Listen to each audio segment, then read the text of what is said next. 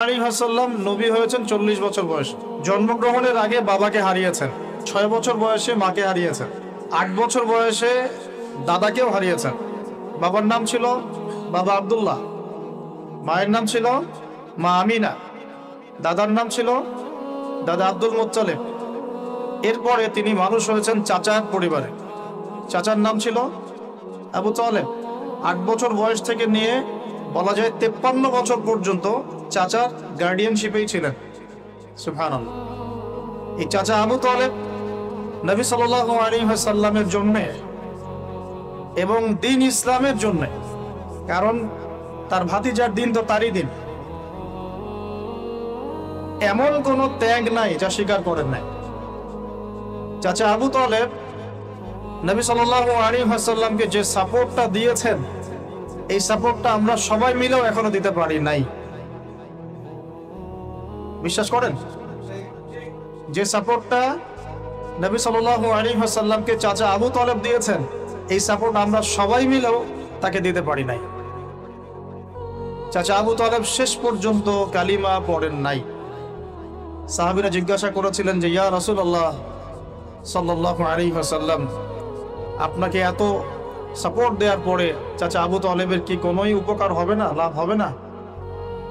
নবীজি বলেছেন সাল্লাল্লাহু আলাইহি ওয়াসাল্লাম, আমি না থাকলে আমার চাচাকে জাহান্নামের একদম অতল তলে রাখা হতো।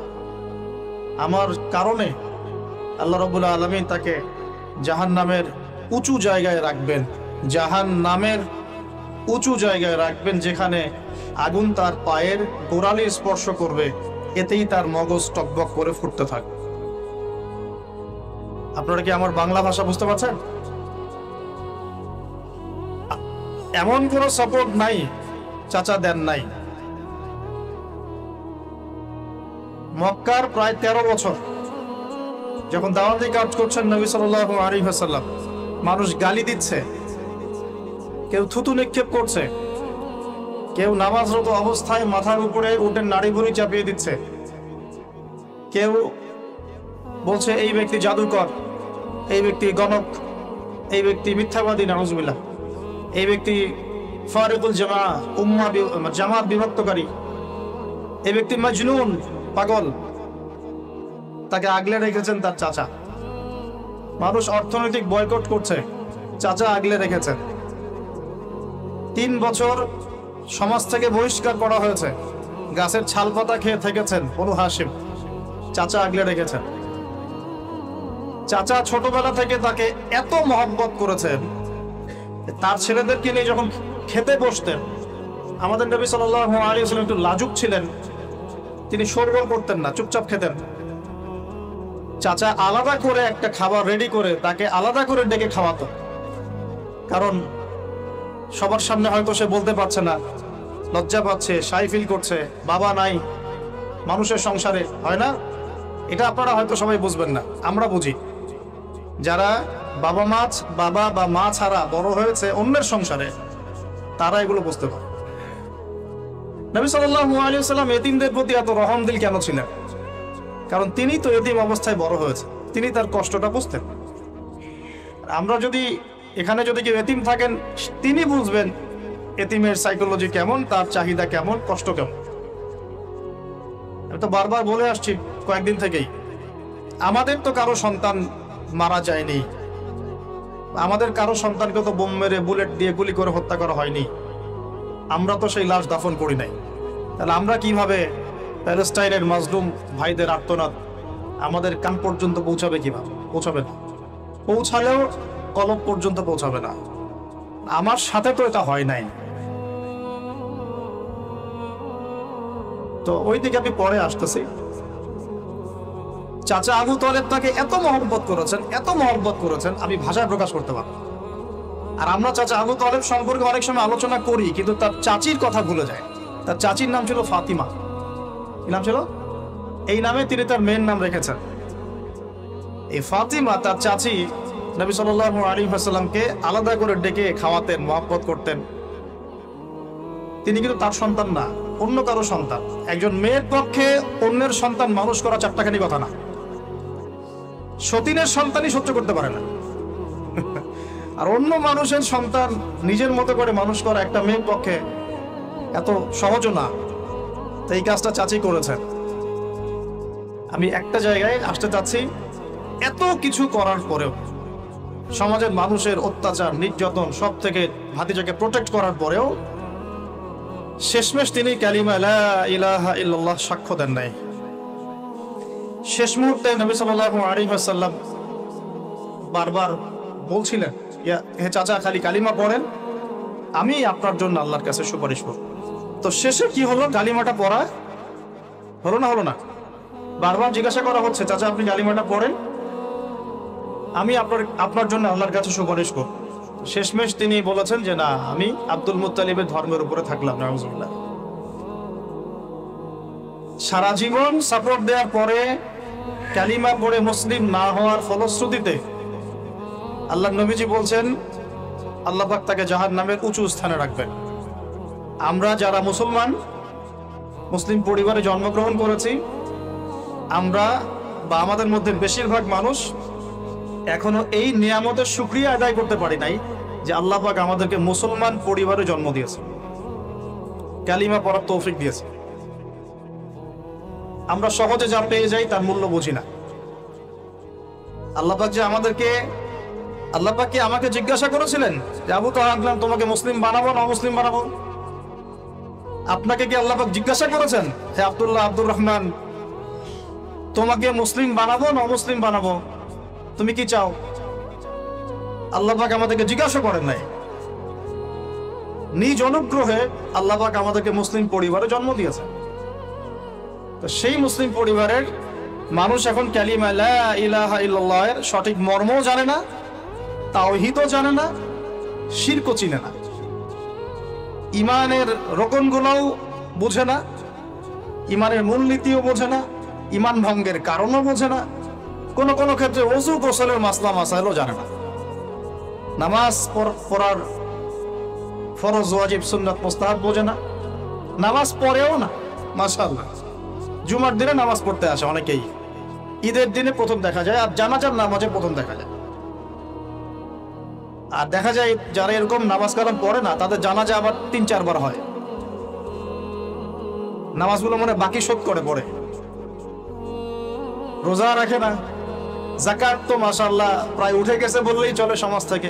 আমি একটা কথা বলতে চাচ্ছিলাম যে আল্লাহ পাক যে আমাদেরকে জিজ্ঞাসা না করেই মুসলিম পরিবারে জন্ম দিয়েছেন, এই নিয়ামতের শুকরিয়া আমরা আদায় করতে পারবো না। যদি সারা জীবন সেজদায় পড়ে থাকি, এখন থেকে নিয়ে আমরা শুধু তাওহীদের অনুসারী হয়েছি, এই কৃতজ্ঞতাই আমরা আদায় করতে পারবো। আমরা দিনের জন্য কিছুই করি নাই, আমাদের দ্বারা ইসলামের বড় বড় খেদমত হয়েছে এমন না। আবু তালেব একা যা করেছেন, আমার মতো 100 জন আবু তাহের তা করতে পারে নাই, পারবে না। এটাই সত্য কথা। আবু তালেব কোন অবস্থায় করেছেন? যখন চতুর্দিক থেকে আল্লাহর নবীকে সবাই ছিছি করছে, গালিগালাজ করছে, হত্যার পর্যন্ত চেষ্টা করছে, পুরো সমাজ একদিকে, আবু তালেব একাই একদিকে। তার কাছে প্রস্তাব দেওয়া হয়েছে, তোমার ভাতিজাকে আমাদের হাতে তুলে দাও, নাহলে আমরা ব্যবস্থা নিব। সে বলছে, আমি আমার ভাতিজাকে তোমাদের হাতে তুলে দিব না যতদিন না আমার দেহ মাটির তলে না যাচ্ছে। হ্যাঁ, তিনি নবীজিকে গিয়ে বলছেন, আমার বৃদ্ধ কাঁধের উপর এত বোঝা দিও না ভাতিজা, আমার বয়স হয়ে গেছে, ওরা তোমাকে বলছে তুমি দাওয়াতটা ছেড়ে দাও। তো নবীজি বলছেন, আমার ডান হাতে যদি চাঁদ এনে দেওয়া হয়, বাম হাতে সূর্য এনে দেওয়া হয়, চাচা আমি এই দাওয়াত ছাড়তে পারবো না। হয় আমি এই পথে দাওয়াত দিতে দিতে আমার এই দিন বিজয়ী হবে, না হলে আমি হালাক হয়ে যাব। তখন কি হলো? তখন তিনি বললেন যে ওরা তোমার দিকে আসতে পারবে না দলে দলে, যতক্ষণ না আমি আবু তালেব দাফন হচ্ছে মাটির তল। কথা বুঝতে পারছেন? এখন মূল কথাটা হচ্ছে, আমরা যারা মুসলিম পরিবারে জন্মগ্রহণ করেছি, এরপরেও আমরা তাওহীদের জ্ঞান অর্জন করছি না, শিরক থেকে দূরে থাকছি না, নামাজ পড়ছি না 5 ওয়াক্ত ফরজ নামাজ, যাকাত দিচ্ছি না, সওম রাখছি না, প্রোটেস্ট্যান্ট মুসলিম হয়েছি, Protestant version of Islam follow করছি, ইসলামের দাওয়াতের কাজ করছি না, দিনের বিজয়ের কোনো ফিকির করছি না। সত্যি কথা বলতে আমাদের দুনিয়াতে থাকার চেয়ে না থাকাই ভালো। আমরা এখন গরু ছাগল। বিশ্বাস করেন আমার কথা, আল্লাহ পাক এই শব্দই বলেছেন সূরা আরাফ, সূরা আরাফের সম্ভবত 189 নম্বরে 189। ولقد بعد أعوذ بالله من الشيطان الرجيم ولقد ذرأنا لجهنم كثيرا من الجن والإنس। আল্লাহ পাক বলছেন আমি প্রচুর জিন আর মানুষকে দিয়ে জাহান্নাম পূর্ণ করব। বলি নাউযুবিল্লাহ। লাহুম কুলুবুন, কেন পূর্ণ করব? তাদের কি অপরাধ ছিল? কি অপরাধে করব? লাহুম কুলুবুন, তাদেরকে কলব দিয়েছিলাম, লা ইয়াফকাহুনা বিহা, বোঝার চেষ্টা করে নাই। ওয়া লাহুম আযানুন, কান দিয়েছিলাম, লা ইয়াসমাউনা বিহা, শোনে নাই। ওয়া লাহুম আ'য়ুনুন, চোখ দিয়েছিলাম, লা ইউবসিরুনা বিহা, চোখ দিয়ে দেখে নাই। কলব দিয়ে উপলব্ধি করে নাই, কান দিয়ে বলেন শোনে নাই, চোখ দিয়ে দেখে নাই। উলাইকা কাল আনআম, এরা ছিল আনআমের মতো। আনআম কি? আনআম মানে গবাদি পশু, ক্যাটলস, গবাদি পশু। শুধু তাই না, বালহুম আদল, বরং এর চেয়েও নিকৃষ্ট ছিল। গবাদি পশুকে যে দায়িত্ব দেওয়া হয়েছে ও সেটা পালন করে। প্রত্যেক প্রাণীকে যে দায়িত্ব দেওয়া হয়েছে সেই দায়িত্ব তারা পালন করে কি না? না হলে আমরা এত বড় বড় প্রাণীর সাথে কিভাবে পেরে উঠতাম? একটা গরু নির্দ্বিধায় জীবনকে সঁপে দিচ্ছে, বিদ্রোহ করছে না, করছে? তো আল্লাহ পাক এই কথা বলছেন উলাইকা কাল আনআম, তারা হচ্ছে গবাদি পশুর মতো। বাল হুম আদাল, বরং তার চেয়েও নিকৃষ্ট। কারা? উপলব্ধি করে না, দেখে না, শোনে না। এখন আমাকে উত্তর দেন দেখি, আমাদের মধ্যে এখানে কোন ব্যক্তি আছেন যে চোখে দেখেন না, কানে শোনেন না, উপলব্ধি করেন না? আমরা সবাই চোখে দেখি। এই চোখে দেখি কিনা? দেখতে পাচ্ছেন তো আপনি? কানে শুনতে পাচ্ছেন কিনা? তাহলে আল্লাহ পাক কোন চোখের কথা বলছেন আর কোন কানের কথা বলছেন যেগুলো অন্ধ? বলেন। নিঃসন্দেহে অন্য একটা চোখ আছে, আরেকটা কান আছে, আরেকটা চোখ আছে, কান আছে, এটা কোথায়? কলবে। তাহলে আবু জেহেল আল্লাহ নবীকে চিনতে পারছে না, আবু বকর রাদিয়াল্লাহু আনহু চিনতে পারছেন, তাহলে দুজনের তো বাইরের চোখ একই। কোন চোখ তাহলে অন্ধ আবু জেহেলের, যে কারণে আবু জেহেল আল্লাহ নবীকে চিনতে পারল? বলেন। এখন বলেন, মুসলমান পরিবারে জন্ম নেওয়ার পরে আমরা যারা নামাজ পড়ি না, যাকাত দেই না, রোজা রাখি না, সামর্থ্য হয়েছে হজ করি না, জুমার দিনে আসি, ঈদের দিনে আসি, হ্যাঁ, সৎ কাজে আদেশ করি না, অসৎ কাজে নিষেধ করি না, কোরআন তেলাওয়াত করা শিখি না, রাসূলের সুন্নাহ মাফিক জীবন গড়ি না, আর অর্থনীতি রাজনীতিতে গেলাম না, ওটা গেলামই না, বাস, ওটা তো অনেক বড় স্কেল। তাহলে আমাদের কি চোখ আসলেই আছে, কান আসলেই আছে, কলব কি আসলেই জিন্দা, না সত্যিকার অর্থে আমরা গবাদি পশু হয়ে গেছি?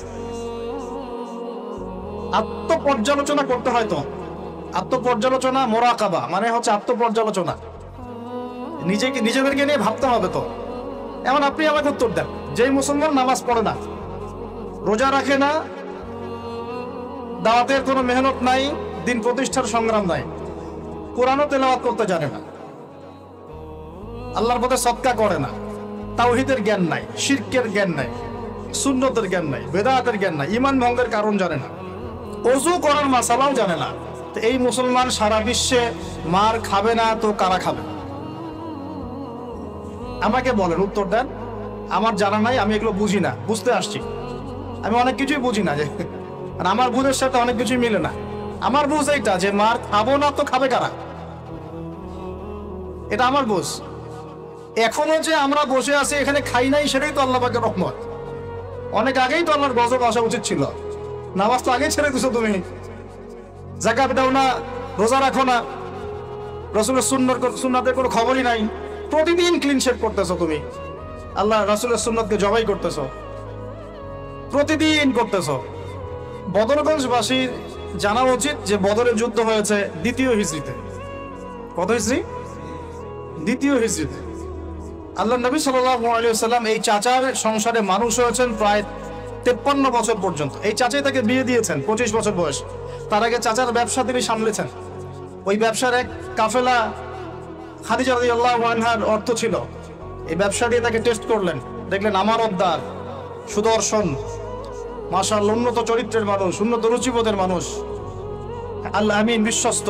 বিয়ের প্রস্তাব পাঠালেন, চাচা বিয়ে দিয়ে দিলেন। তার সাথে খাদিজা রাদিয়াল্লাহু আনহার সাথে। তখন তার বয়স কত ছিল? 25, তার বয়স কত? 40। আর আমাকে এই সেকুলার সমাজকে আমরা বলতে চাই, আমি বলতে চাই অ্যাটলিস্ট, মনে করেন কথার কথা যে আমার স্ত্রীর বয়স 40, আমার বয়স 25, কারণ আমরা একে অপরকে মহব্বত করি, ভালোবাসি, আমরা সংসার জীবনে হ্যাপি, সুখী, এবং আমাদের সন্তান সন্ততিও হচ্ছে। এমন না যে আমরা মেডিকেল সায়েন্সের ভাষায় এই দিকে আমরা অক্ষম।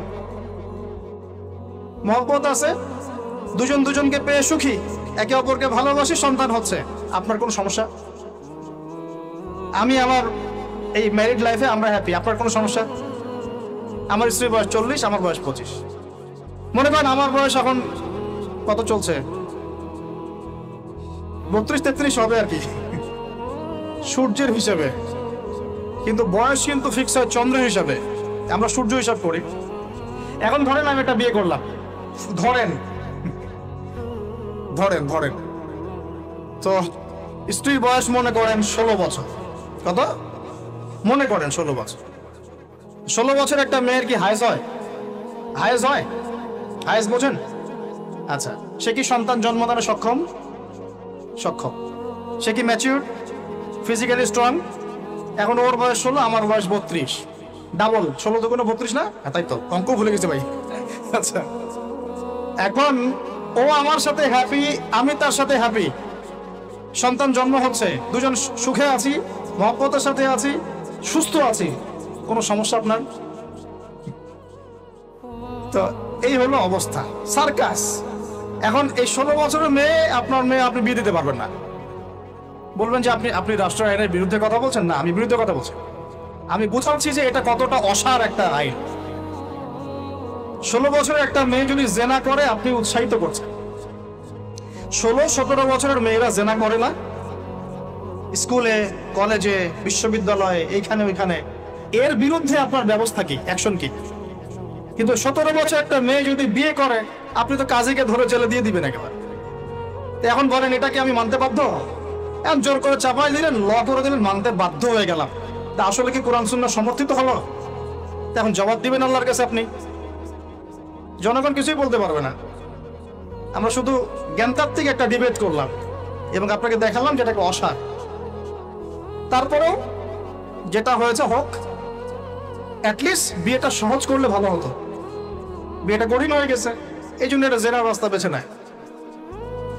তো আমরা জেনাকে উস্কে দিচ্ছি। আরে ভাই, 16-17 বছর তো দূরের কথা, এখন 13-14 বছরের মেয়েরাই দেখবেন ঠিক নাই। আপনি মনে করেন এখনকার স্কুল কলেজের মেয়েগুলো খুব দুধে ধোয়া তুলসী পাতা? যখন 15 বছর আগে যে যুগটা ছিল, 20 বছর আগে, আর এখন তো আর অনেক আপডেটেড। এখন ওরা ওইসবে বিশ্বাসী না, গল্প করে যে কার কয়টা। তার বয়স তখন 40, আমাদের নবীজির বয়স 25, ম্যারিড জীবনে হ্যাপি, 6টা সন্তান হয়েছে। কয়টা? আর নবী সাল্লাল্লাহু আলাইহি ওয়াসাল্লাম খাদিজা রাদিয়াল্লাহু আনহার কাছ থেকে যে মমতা, যে ভালোবাসা, যে সাপোর্ট পেয়েছেন, এটা বিরল। এই যুগে এমন মেয়ে পাওয়া হয়তোবা সম্ভব, কারণ এই যুগে তো আমরাও সাহাবীদের মতো না। আমরা যদি সাহাবীদের মতো না হতে পারি, আমরা মহিলা সাহাবীদের মতো স্ত্রী আশা করি কিভাবে? নবী সাল্লাল্লাহু আলাইহি ওয়াসাল্লামের কাছে সমাজের জাহিলিয়াত ভালো লাগে না। বোঝার চেষ্টা করি, কি জাহিলিয়াত ভালো লাগে না? তিনি দেখেন যে মক্কার মানুষ মূর্তি পূজা করে, তিনি দেখেন মক্কার মানুষ সুদ খায়, মক্কার মানুষ জেনা করছে, মাদক খাচ্ছে, হানাহানি, মারামারি, কাটাকাটিতে আছে। তার এগুলো ভালো লাগে না। তিনি এখান থেকে সরে যান, দূরে দূরে থাকেন, দূরে দূরে থাকেন। হেরা পাহাড় আছে, হেরা গুহা, ওই পর্বতের গুহায় তিনি একা একা নির্জনতা অবলম্বন করেন। কারণ যখন আপনি একটা ভালো রাস্তায় থাকবেন, সমাজের অন্যান্য খারাপ বিষয়গুলো আপনার পছন্দ হবে, নিচে থেকে ভালো লাগবে না। এই যে আপনি আমি যতটুকু ইমানদার, পাশে কনসার্টের গান কানে আসলে আপনার খারাপ লাগে না? লাগে তো, আপনি বুঝতে পারেন না? চোখের মধ্যে খারাপ কিছু পড়ে গেলে আপনার খারাপ লাগে, মনে হয় যেখান থেকে চলে যেতে পারলেই বাঁচি। আপনি বাসে যাচ্ছেন, দেখলেন যে ড্রাইভার গান ছেড়ে দিল। আমরাই নাকি ভাষার জন্য রক্ত দিয়েছি, কিন্তু আমাদের সব কেন জানি হিন্দি সংস্কৃতি। হ্যাঁ, তো কত বড় ভণ্ডামি আমাদের মধ্যে আছে দেখেন। ভাষার জন্য আমরা লড়াই করেছি, জীবন দিয়েছি, গর্বের, এটা অবশ্যই আমাদের জন্য গর্বের। কিন্তু আমাদের ঘরে ঘরে এখন হিন্দি কেন? ঘরে ঘরে হিন্দি কেন? তাহলে আমরা কি এটা কি দিবস পালন করার বিষয়, না আদর্শ লালন করার বিষয়? কোর্ট কাচারি অফিস আদালত সবকিছুর ভাষা হচ্ছে ইংরেজি, ওখানে বাংলা চলে না। কেন? আমরা কি ইংরেজির জন্য যুদ্ধ করেছি? এই উপমহাদেশ 200 বছর শাসন করেছে ব্রিটিশরা, ওরা চলে গেছে, 200 বছর পিটিয়েছিল খুব আমাদেরকে, তারপর আমাদের বাপদাদারা যুদ্ধ করে ওদেরকে এখান থেকে তাড়িয়ে দিয়েছে। কিন্তু ওরা চলে গেলেও ওদের কোনো সুন্নত নিয়ে যায় নাই, ওদের সব সুন্নত দিয়ে গেছে। কোর্ট কাচারির সুন্নত দিয়ে গেছে, অর্থনৈতিক ব্যাংকিং সুন্নত দিয়ে গেছে, রাজনৈতিক সুন্নত দিয়ে গেছে, এমনকি পোশাক আশাকের সুন্নতও দিয়ে গেছে, এমনকি বাথরুমের টয়লেট ওইটাও দিয়ে গেছে। সবখানে এখন হাই কমন ব্রিটিশ ইংলিশ। তো ওরা কি আসলেই চলে গেছে আর আমরা কি আসলেই স্বাধীন? কে বলবে এগুলো আর কে ভাববে? আর মানুষ এগুলো কবেই পজিটিভলি নেওয়ার চেষ্টা করবে আল্লাহ ভালো জানেন। বাট আমরা বলে যাচ্ছি ইনশাআল্লাহ একদিন না একদিন ইসলাম হবে ইনশাআল্লাহ। আল্লাহ পাক যেন সহজ করেন এবং কবুল করেন। এখন কথা হচ্ছে যে তিনি দেখেন আরবের লোকজন সুদ খায়, মদ খায়, জেনা করে ইত্যাদিতে, তিনি একা একা থাকা শুরু করলেন। একা থাকতে থাকতে ওই সময় তিনি যেভাবে ইবাদত করতে পারতেন সেভাবে ইবাদত করেছেন। আগেও ইবাদতের কিছু সিস্টেম ছিল, কারণ আরবের মানুষরা দাবি করতো তারা হচ্ছে মিল্লাতে ইব্রাহিমের উপর আছে, বিকৃত, কিন্তু ওরা মনে করতো আমরা ইব্রাহিমের ধর্মের উপরেই আছি। এখন 40 বছর বয়সে নবী সাল্লাল্লাহু আলাইহি ওয়াসাল্লামের কাছে প্রথম ওহীটা চলে আসলো। প্রথম ওহী কি ছিল ভাই? কোন সূরা? সূরা আলাকের কত নম্বর আয়াত? প্রথম আয়াতটা, প্রথম ওহীটা কি সংক্রান্ত ছিল? নামাজ পড়ো, রোজা রাখো, হজ করো, যাকাত দাও, মূর্তি পূজা করো না। কি বলেছেন আল্লাহ পাক? ইকরা বিসমি রাব্বিকাল্লাযী খালাক। হে নবী, কথাটা বুঝুন, হে নবী মুহাম্মদ সাল্লাল্লাহু আলাইহি ওয়াসাল্লাম, আপনি যেগুলো দেখে ব্যথিত, যে সমাজটার এই যে জাহেলিয়াত আপনি দূর করতে চান, যাদেরকে নিয়ে আপনি চিন্তাগ্রস্ত, আপনার কাছে ভালো লাগে না এই জাহেলিয়াতগুলো, এগুলোকে দূর করতে হলে আগে পড়াশোনা করতে হবে, জ্ঞান লাগবে। আগে কি লাগবে? ওই জায়গায় মুসলমানরা পিছিয়ে পড়ার কারণে আজকে এই অবস্থা হচ্ছে। দুজনের বুঝে আসছে, দুজন ঠিক বলছে। ওই ইকরা বিসমি রাব্বিকাল্লাযী খালাক, এই পড়াশোনা থেকে আমরা পিছিয়ে পড়েছি বলেই আমাদের আজকে অবস্থা হচ্ছে। বলছেন, এখন বলবেন যে আমরা তো পড়াশোনা করছি, সাক্ষরতার হার তো আমাদের 67, 77 এরকম আর কি। তো সত্যি কি পড়ছি? ইকরা বিসমি রাব্বিকাল্লাযী খালাক অর্থ হচ্ছে পড়ুন আপনার রবের নামে, যিনি আপনাকে, যেই জ্ঞান আপনাকে আপনার স্রষ্টার দিকে নিয়ে যাবে সেটাই তো জ্ঞান। এখনকার আমাদের জ্ঞানগুলো কি সত্যি আমাদেরকে আল্লাহর দিকে নিয়ে যাচ্ছে নাকি আল্লাহ থেকে দূরে সরাচ্ছে? তাহলে বোঝেন। এখন আপনি যদি বলেন যে তাহলে কি আপনি শুধু মাদ্রাসা শিক্ষাকেই সমর্থন করছেন, জেনারেল শিক্ষা সমর্থন করছেন না? আমি বলবো না, আমি নিজেও জেনারেল শিক্ষিত একজন মানুষ, আমরা অনার্স মাস্টার্স করেছি এবং আমরা কখনো সেকেন্ড হইনি আলহামদুলিল্লাহ, কয়েকবার ছাড়া। তো আমরাও জানি ব্যাপারগুলো কি। আমরা জেনারেল শিক্ষার উপকারী শিক্ষাগুলোকে সমর্থন করি, কিন্তু কোরআন এবং সুন্নাহ ইসলামের মূল শিক্ষাটাকে বাদ দিয়ে এই জেনারেল শিক্ষা আমার কোনো উপকার করবে না। আবার একই সাথে কোরআন এবং হাদিস এই দুটাতে দক্ষ হয়েও যদি আমরা বর্তমান বিশ্বের উপকারী জ্ঞানগুলো অর্জন করতে ব্যর্থ হই, তখন কোরআন সুন্নাহকে হাতে নিয়েও এই বিশ্বকে চ্যালেঞ্জ করতে পারবো। তাহলে দরকার কি? সমন্বয়। এই সমন্বয় হওয়া উচিত ছিল আজকে থেকে 50 বছর আগেই। এখন আমাদেরকে এগুলো নিয়ে কথা বলতে হচ্ছে, এটাই দুঃখজনক। যেখানে শিক্ষা প্রতিষ্ঠান আছে, রাষ্ট্রীয় নিয়ন্ত্রণাধীন প্রতিষ্ঠানে হয়তো আপনি ইন্টারফেয়ার করতে পারবেন না, কিন্তু ব্যক্তিগত উদ্যোগে যত শিক্ষা প্রতিষ্ঠান আছে এগুলোতে ইসলামিক শিক্ষা এবং জেনারেল শিক্ষা দুটাকে সমন্বয় করার চেষ্টা করে। আল্লাহ পাক তৌফিক দান করুন। দেখবেন আগামী 10 বছরের মধ্যে একটা আলোকিত প্রজন্ম গড়ে উঠবে ইনশাআল্লাহ। আমার ছেলে বাংলা, ইংরেজি, অঙ্ক সব শিখবে, এদিকে হাফেজে কোরআন হবে, আরবি ভাষা শিখবে, আরবি ব্যাকরণ শিখবে, হাদিসের ইবারত করার যোগ্যতা অর্জন করবে, মুতাআলা করবে। মাশাআল্লাহ, একদিন দেখা যাবে সে কোরআন সুন্নাহর জ্ঞানেও দক্ষ হয়েছে, এদিকে সে ডক্টর হয়েছে, মাশাআল্লাহ, সে ইঞ্জিনিয়ার হয়েছে, পাইলট হয়েছে, সেনাবাহিনীর মেজর কর্নেল হয়েছে। সম্ভব না? অনেক ডক্টর দেখবেন যে 50 বছর বয়স হওয়ার পরে ইসলামের দিকে এসে চর্চা করা শুরু করে, তারপরে দিনের দিকে হেদায়েত হয়ে দিনের উপকারে কাজ করছে। অনেক ইঞ্জিনিয়ার সাহেব এই কাজ করছেন, অনেক অনেক আর্মি অফিসার, র্যাবের, পুলিশের, বিজিবি, তারা দেখবেন যখন রিটায়ার্ড করে বা যখন মানে সিনিয়র হয় তখন গিয়ে চর্চা করা শুরু করে, এবং তখন তারা আবার দিনের জন্য অনেক কিছু করতেও চায়, করে, অনেকে করে না। তারা কি অমুসলিম নাকি? তারা তো আমাদেরই ভাই, আমাদের ভাই না। শোনেন, যদি বাংলাদেশ রাষ্ট্রীয়ভাবে কখনো জিহাদে যায় কুফফারদের বিরুদ্ধে, তাহলে আমরা যাব না তারা যাবে? যাবে তো তারাই। জি, আপনি যাবেন না, যাবে তো তারাই। আপনার আমার কি প্রশিক্ষণ আছে? যদি বাংলাদেশে কোনো মনে করেন যে 100% ইসলামী জ্ঞানে পরিপূর্ণ কোনো নেতা আসছে, আমির, রাষ্ট্রীয় আমির, এখন সে চিন্তা করলো যে আমি এই ইহুদিদের বিরুদ্ধে সৈন্য পাঠাবো, ভাবতে পারে কি পারে না? 73 সালে 6টা মুসলিম দেশ সৈন্য পাঠিয়েছিল, মিশর ছিল, জানেন না আপনারা এগুলা ইতিহাস, 6 দিনের যুদ্ধ। তো যাই হোক, ধরেন বাংলাদেশ এমন একজন নেতার আন্ডারে আছে, যেই নেতা বললো ঠিক আছে আমিও পাঠাবো, আমার এখান থেকেও 2000 সৈন্য যাবে। তখন কিন্তু ওই 2000-এর মধ্যে আপনি থাকবেন না, থাকবে ওই আর্মি অফিসারই, ওই বিজিবি, ওই র্যাব, ওই পুলিশ, ওই ভাইরাই। তারা আমাদের ভাই না? তাদেরকে মেসেজটা পৌঁছাতে হবে যে আপনারা পরিপূর্ণ ইসলামের সামনে আত্মসমর্পণ করেন। ইনশাআল্লাহ আল্লাহ পাক দুনিয়াতেও সুখী করবেন, পরকালেও সুখী করবেন। আমরা দোয়া করবো, দোয়া। আপনারা কখনো একটা রাষ্ট্রের মধ্যে জাতিগত বিভাজনে যাবেন না। জাতিগত বিভাজনটা খুব খারাপ, এতে করে রাষ্ট্রের অভ্যন্তরীণ যে স্থিতিশীলতা নষ্ট হয়ে যায়। আমরা আলহামদুলিল্লাহ ইসলামকে তো ভালোবাসি, মহব্বত করি, পারি না পারি আমাদের মন তো ব্যথিত হয়, হয় না?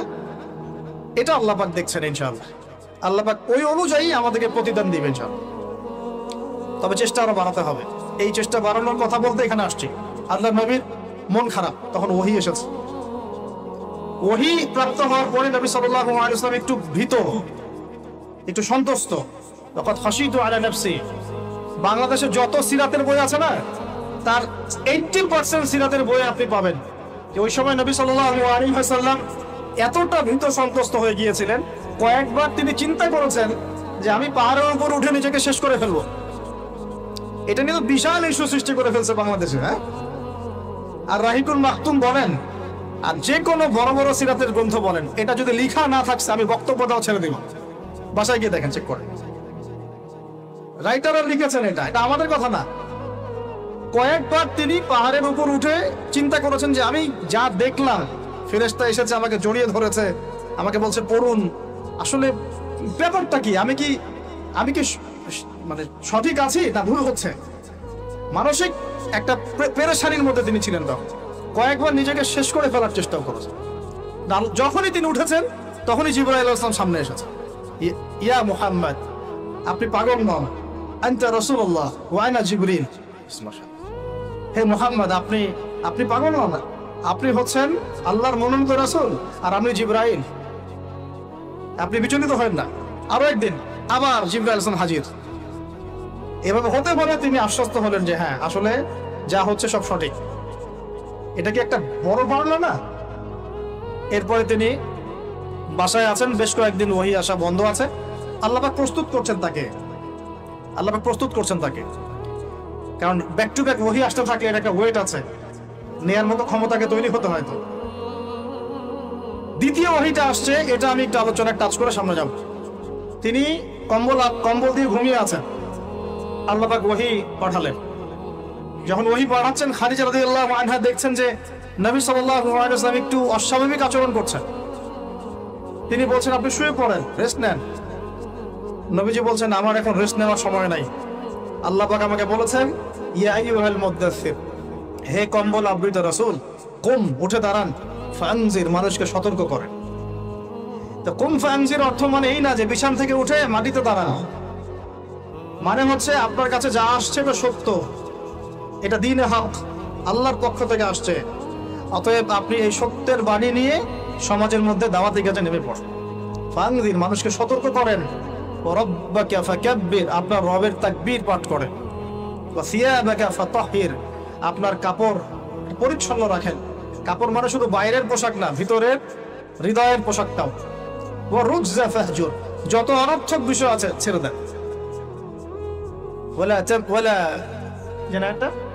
ওয়ালা তামনু তাস্তাকসির ওয়ালি রাব্বিকা ফাসবির, কিছু